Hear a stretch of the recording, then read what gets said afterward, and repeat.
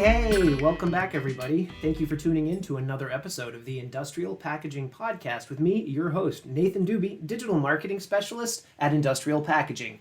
Today, we will be discussing how to choose the right packaging for your product. So, let's not waste any time and hop right into it. When it comes to choosing the right packaging material for your product, you can't go wrong by paying close attention to the details. After all, packaging may just be one of the biggest factors in making your product a success. The right packaging not only attracts consumers, it will keep your product safe in transportation and keep it fresh. This reinforces the quality of the brand and the item when customers know that they can count on a fresh item from when it hits the shelf to when it's in their hand.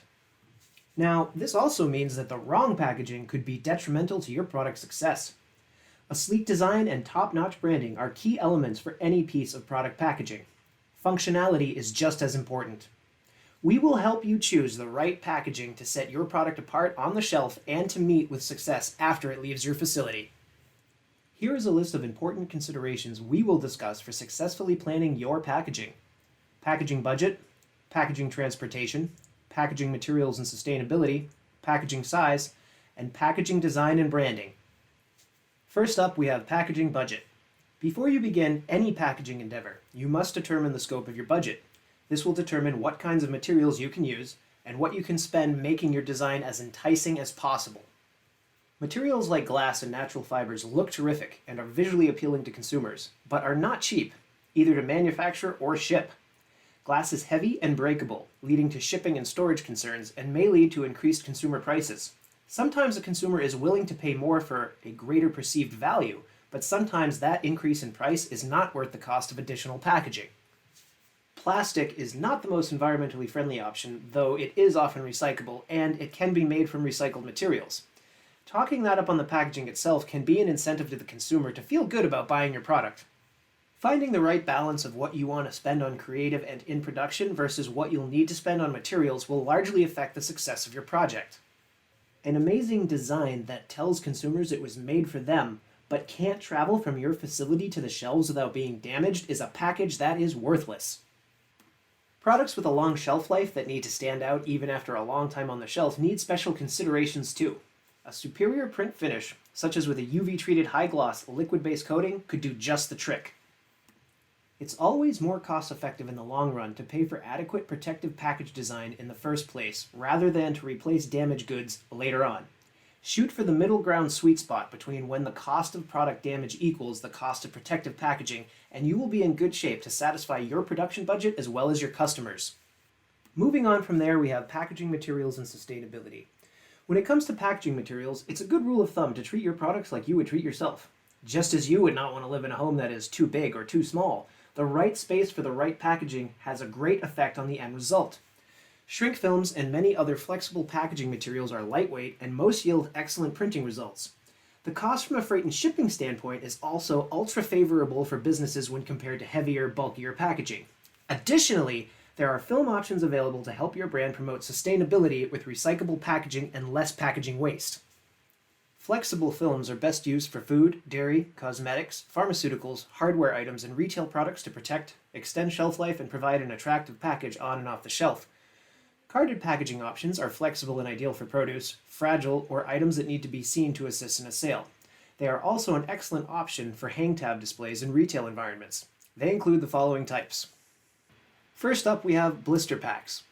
Blister packs are the name associated with several types of pre-formed plastic packaging, which are commonly used in the packaging process of products such as consumer goods, perishables, and pharmaceuticals. Next, we have clamshells. Of all the carded packaging supplies, clamshell packaging is perhaps the easiest to use. Clamshells look a bit like their namesakes as they are made from two identical quote-unquote shells that are connected on one side with the other having small hinges that allow it to lock shut. Following that, we have skin packs. Skin packaging, also known as skin packs, is a carded packaging supply that places the product contained within on a piece of skin board. A slim sheet of see-through plastic which covers the product and skin board is then applied. E-commerce packages are all about ease of use from the consumer standpoint. There are excellent flexible bagging options available today that can protect your product in transit while being easy to open and dispose of. You will not regret taking the time to get a feel for the different materials available to you. Find out what works best and make it one of the foundations of your packaging decisions. And now, ladies and gentlemen, we move on to packaging size. If you have a product that comes in 4 different sizes, you may well be able to reduce costs by designing 2 different size packages instead of 4 individual sizes by being economical with the dimensions and design. Being creative in this way and incorporating cost-saving measures such as this can ensure the integrity of the product you ship. As an added bonus, you will save both time and money, which will also ensure consistency throughout your products. And now, ladies and gentlemen, we have packaging design and branding. While it's important to consider budget, transportation, materials, and package design, and to incorporate each of these elements into your overall packaging approach, it's key to keep your audience at the forefront of each of these decisions.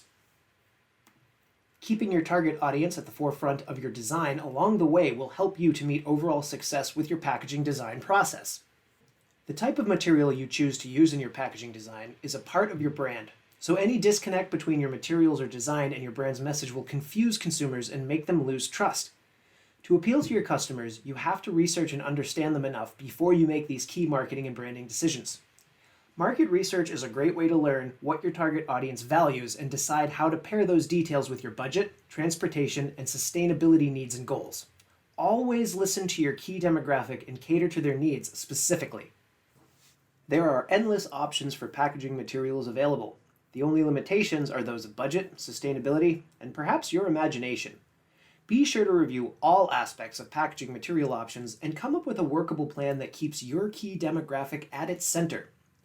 Most importantly, make sure your brand's message is conveyed to your audience with any package you put on the shelf. By taking all of the dynamics above into consideration, you will be well prepared to create beautiful, sustainable, eye-catching, and quality packaging. This will ensure that the entire process of choosing the right packaging for your company is a seamless and productive process. In the end, you will be sending out only the best packaging for your company and its high-quality products. Well, folks, that's a wrap. We have come to the end of another episode of the Industrial Packaging Podcast with me, your host, Nathan Dube, Digital Marketing Specialist at Industrial Packaging. I hope you enjoyed today's episode, and I would ask that you come back for the next one, in which we will be discussing printed shrink film. But until then, I hope you have a great day, and we'll see you next time.